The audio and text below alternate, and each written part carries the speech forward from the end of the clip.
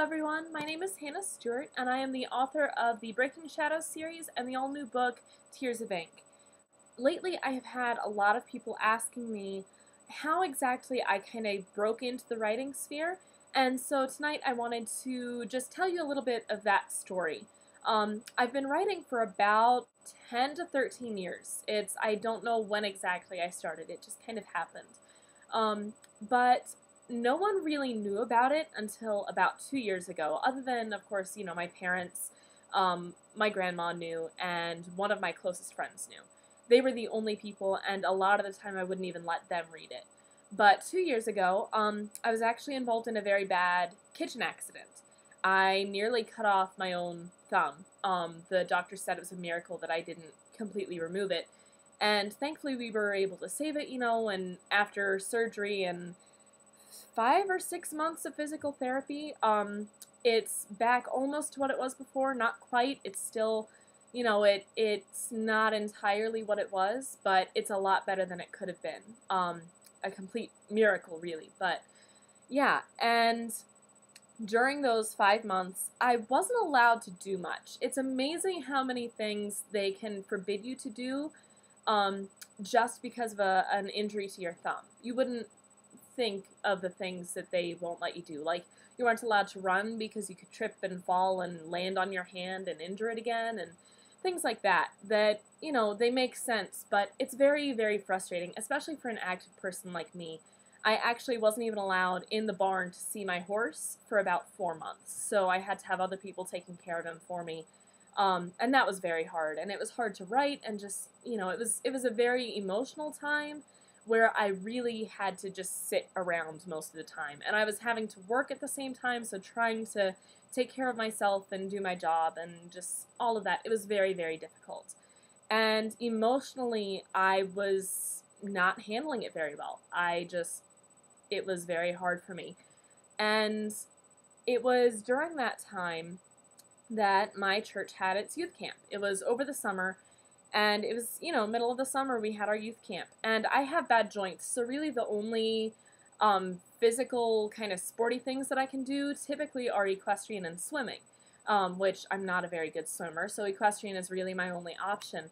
But once a year, for the 3 days at youth camp, I'm not only focusing on God and drawing closer to Him, but I really allow myself to let loose on the playing field, because we play a lot of games while we're there.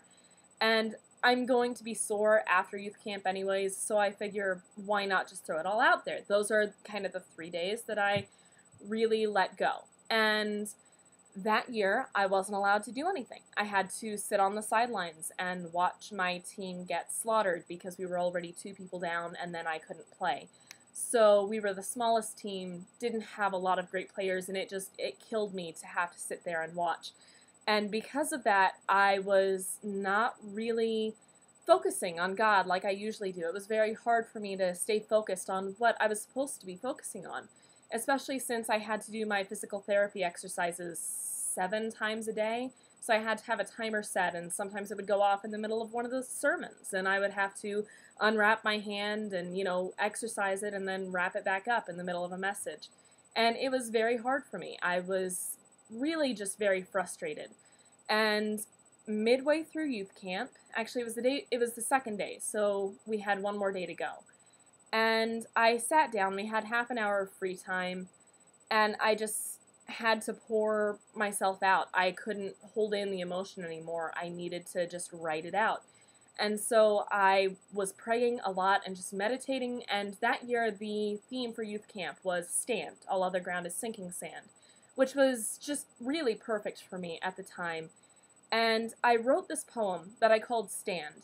And it really drew from that, and it starts in a kind of a low place. It's almost like a psalm. It starts in a low place and then ends in worshiping God. And that poem really helps me to just re-engage and focus on what it was that I was supposed to be looking at while I was there. And that night, I had never shared any of my poems with anyone. I hate sharing my poems. They're much more emotional and basically my way of laying out the most chaotic times for me in an organized manner.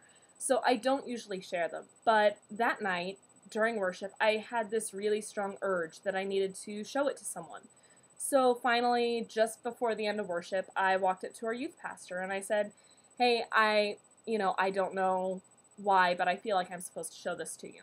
So I showed it to him, and he said, well, bring this back to me in the morning. I'd love to see it again.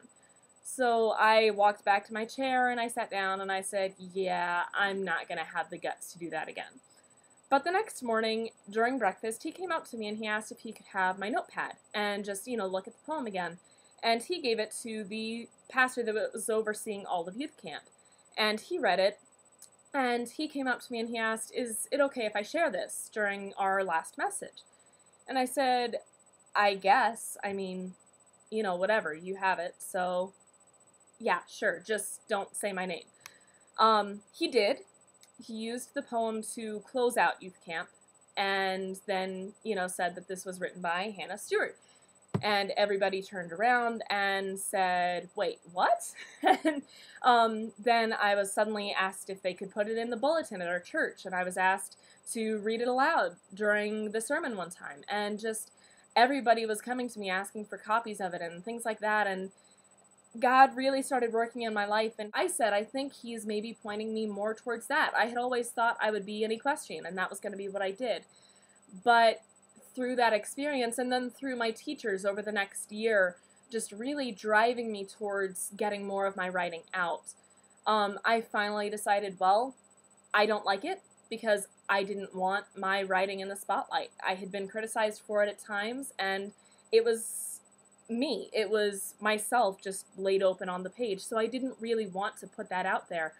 But I finally said, okay, I'm trusting you with this, and, I hope that I'm right. So I put it out there. I started finishing works. I started sharing with more people, getting some good criticism back, and that's how I really got into the writing world. That was the first thing I shared. So tonight I'm actually going to read this aloud for you. It's also in my book, Tears of Ink, one of the very few personal poems that I put in there. I hope it serves you as it served me. I'm going to step off the camera now just because it's hard for me to perform this, like really perform it, while I'm looking into a camera or looking at people, because it's very emotional for me. There is a rock on which to stand, when ashamed an outstretched hand beneath his cross is solid land. On that blood-stained plain of ground, his precious solitude and peace I've found, to remove the stains, the pains, on which all others frowned. Through his gracious gift so free, from the chains my own hands bound, he has saved me, washed me cleaner than alone I'd ever be. Life is a struggle, and times do change, but the one place to run still stands, a place so firm, so steadfast, with love impossible to gauge. His crimson blood paid the ransom, met sin's rigorous demands, and now my heart, made pure, can lie forever in his hands.